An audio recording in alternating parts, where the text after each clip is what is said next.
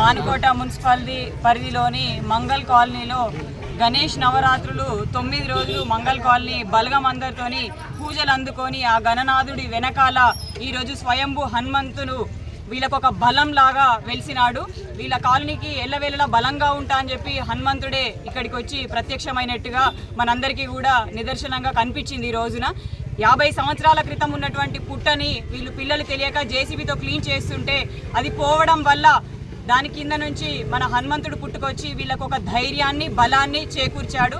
Mangal colony వాసులందరికీ కూడా ఒక హిందూ బిడ్డగా హైందవ ధర్మం కాపాడే వ్యక్తిగా మీ అందరికీ కూడా అండగా ఉంటామని ఈరోజు భారతదేశ ఖ్యాతిని ముందుకు తీసుకుపోతున్నటువంటి విశ్వగురు నరేంద్ర మోడీ పుట్టినరోజు నాడు మంగళ్ కాలనీకి ఒక బలంగా హనుమంతుడు రావడం చాలా ఆనందదాయకంగా ఉంది, చాలా శుభపరిణామంగా భావిస్తున్నాము.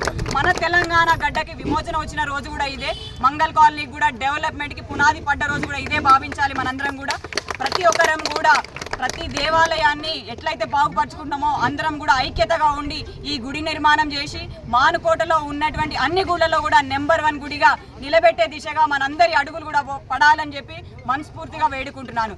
జై హింద్, జై భారత్.